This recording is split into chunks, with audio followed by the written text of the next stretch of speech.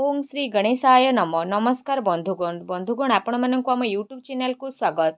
आज ए भिडियो रे आमे आपण मानक कहिबा पई जाउछु विशेष रूप रे आपणक पई ए दुई दिनर स्थिति विषय रे विशेष रूप रे जदि कहिबु ए दुई दिन रे आपणक पई कोन रहिबो विशेष भाव रे स्थिति केउ सबु जिनिस रे आपणक फायदा हेबो केउ सबु जिनिस रे आपणक सावधानता अवलंबन करबाकू पड़िबो आपणकर लव लाइफ किपरि रहिबो क्यारियर किपरि रहिबो बिजनेस आउ व्यापार किपरि रहिबो एवं स्वास्थ्यर किछि महत्वपूर्ण इनफॉरमेशन मध्ये आमे आपणक देबु आउ वीडियो शेष रे आमे आपण मानक किछि उपाय विषय रे मध्ये कहिबु जहाद्वारा आपण ए दिन को आहुरी अधिक शुभ और मंगलदायक सब्यस्त करें।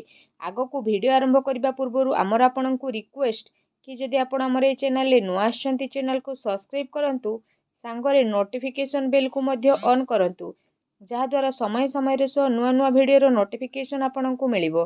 तो आसंतु जानिबा किपरि रहिबो आपणक पई विशेष रूप रे ए दुई दिनर स्थिति।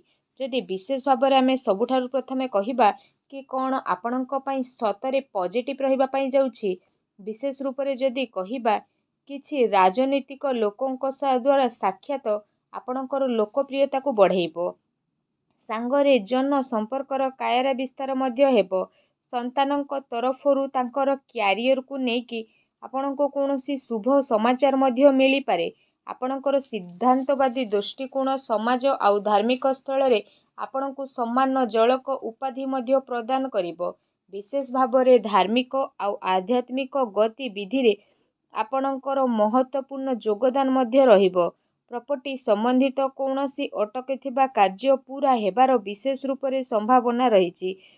ता सहित जदि आमे कहिबा आपणको भल खराब चिंता मध्य आसीबो एहा सहित भाग्य संतान संबंधित कार्य रे मध्य सुविधा प्रदान मध्य करिबो आपणकर विवेक एवं आदर्शवादी स्वभाव विशेष रूप रे आपणक पई महत्वपूर्ण उपलब्धि मध्य प्रदान करिबो ग्रहंकर स्थिति आपणक पई किछि संतोषजनक मध्य रहिबो जहा आपणक खिलाफ रे रहिथिला एबे से सब मध्य आपणक सपक्ष रे आसीबो आउ संबंध रे मध्य काफी सुधार आसीबो सबु कार्य आपणकर शांतिपूर्ण रूप रे संपन्न हेबार नजर मध्य आसीबे ता सहित भावुकता कारणरू व्यवहारिक दृष्टिकोण आपणक कार्य रे मध्य देखा देबो आपणकर सकारात्मक आउ संतुलित भावना आपणको आग को बढ़िबा और निजर कार्य को सुचारू रूप रे संपन्न करिबारे मध्य सहायता प्रदान करिबो घरे कौनसी धार्मिक उत्सवर आयोजनर योजना मध्य बढ़िबो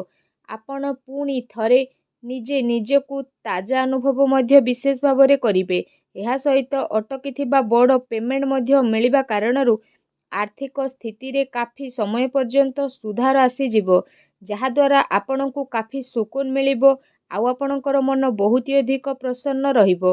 आसंतु जानिबा आपणक पई कोन नेगेटिव रहिछि कौनसी प्रकार उधार ठारू आपण दूरी के रुहंतु धन लेन देन संबंधित कार्य करिबा ठारू छलना बा धोकार शिकार मध्य आपण होई पारंती कौनसी भी कार्य करिबारे अधिक भाबी चिंती रे काम करंतु नाही एहा द्वारा समय आपणक हातरू मध्य जाई पारे सामाजिक वस्तु को मधुर बनै रखिबार आवश्यकता रहिछि केबे केबे किछि नकारात्मक पुरुणा कथा पुणी थरे उठी मध्य पारे जो कारण पाई आपण आपणकर मनोबल रे काफी टाइम पर्यंत कमी अनुभव मध्य करिवे निजर स्वभाव को पॉजिटिव बनै कि रखंतु ता सहित ए कथारे मध्य ध्यान देबार आवश्यकता रहिछि कि आपणकर सरल स्वभावर किछि लोक माने नाजायज फायदा मध्य विशेष रूप रे उठाई पारंती जहाद्वारा आपणक मनर स्थिति किछि विचलित मध्य होई पारे अन्यर फैसला सुझेबारे आपणकर केते कार्य मध्य अटके पारे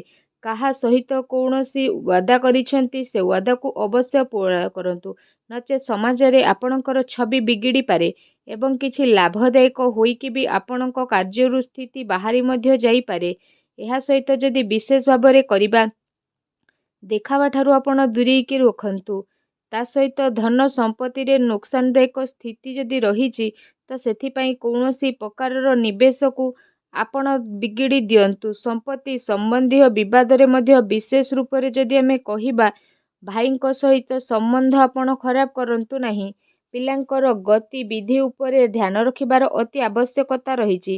ତାଙ୍କର କିଛି ଭୁଲ ଆଦତ ବା ସଙ୍ଗତି ଆପଣଙ୍କୁ ପରିଶାନୀରେ ପକାଇପାରେ ଏବଂ ତାଙ୍କୁ ସକାରାତ୍ମକ କାର୍ଯ୍ୟରେ ବ୍ୟସ୍ତ କରିବାର ଅତି ଆବଶ୍ୟକତା ରହିଛି, ଯାହା ତାଙ୍କର ଭବିଷ୍ୟତ ପାଇଁ କାଫି ଲାଭଦାୟକ ସିଦ୍ଧ ହେବ।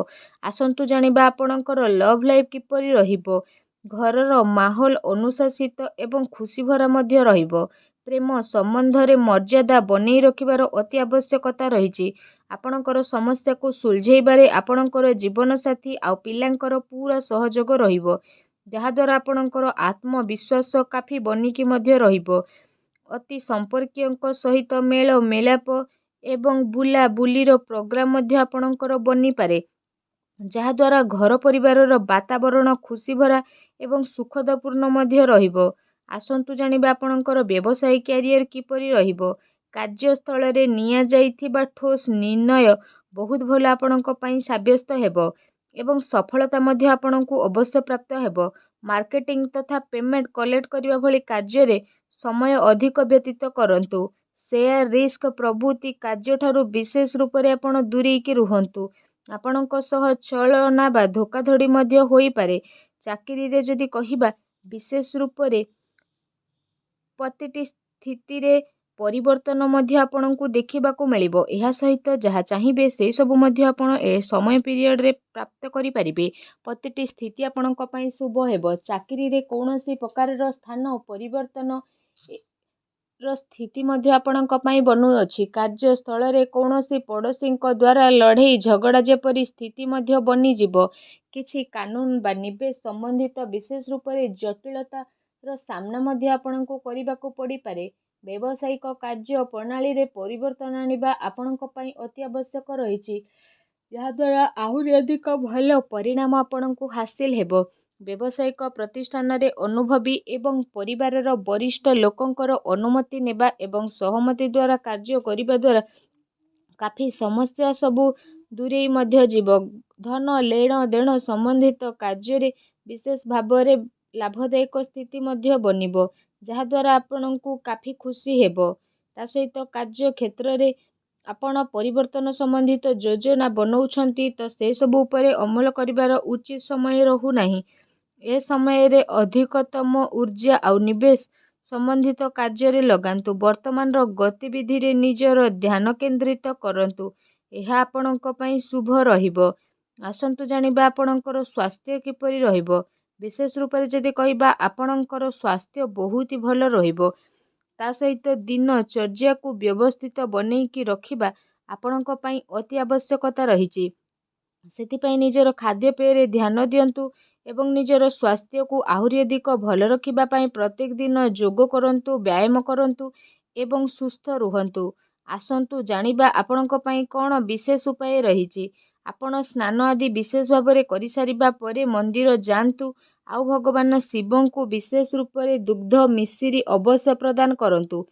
ଏହା ସହିତ ଭଗବାନ ଶିବଙ୍କର ମନ୍ତ୍ର ଓଁ ନମଃ ଶିବାୟ, ଏ ମନ୍ତ୍ରର ମଧ୍ୟ ବିଶେଷ ଭାବରେ ମନକୁ ମନ 108 ଥର ଜପ କରନ୍ତୁ ଆଉ ନିଜର ମନୋକାମନାକୁ ମାଗନ୍ତୁ। ଏପରି କରିବା ମାତ୍ରେ ହିଁ ଭଗବାନ ଶିବ ବହୁତ ଶୀଘ୍ର ପ୍ରସନ୍ନ ହେବେ ଆଉ ଆପଣଙ୍କର ସମସ୍ତ କଷ୍ଟକୁ ମଧ୍ୟ ଦୂର କରିବେ। ଯାହା ବି ଆପଣଙ୍କ ଜୀବନରେ ପ୍ରୋବ୍ଲେମ୍ ଚାଲୁଛି, ସବୁ ପ୍ରୋବ୍ଲେମର ଅନ୍ତ ହେବ ଏବଂ ଆପଣଙ୍କର ସମସ୍ତ ମନୋକାମନା ଭଗବାନ ଶିବଙ୍କ ଆଶୀର୍ବାଦରୁ ଅବଶ୍ୟ ପ୍ରାପ୍ତି ହେବ ଆଉ ସବୁ କାର୍ଯ୍ୟ ଆପଣଙ୍କର ବହୁତ ଆସାନୀରେ ମଧ୍ୟ ବନିଯିବେ। ଭଗବାନ ଭୋଳାନାଥଙ୍କର ଆଶୀର୍ବାଦ ଆପଣଙ୍କୁ ପ୍ରାପ୍ତ ହେଉ।